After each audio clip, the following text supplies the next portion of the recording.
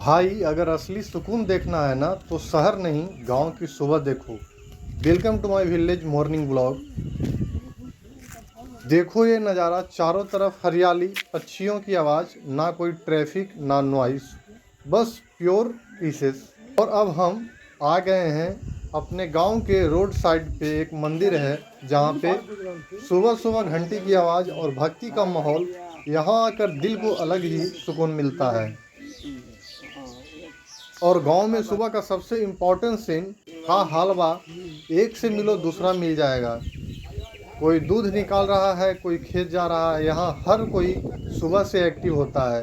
City में हम 9 बजे तो उठते ही हैं कि ये सुबह और मंदिर की शांति दिल को अंदर से खुश कर देती है। और मॉर्निंग में अगर चाय मिल जाए तो फिर तो सोने पे सुहागा वाला प्लान हो जाता है। तो ये था हमारा आज गांव का मॉर्निंग ब्लॉग।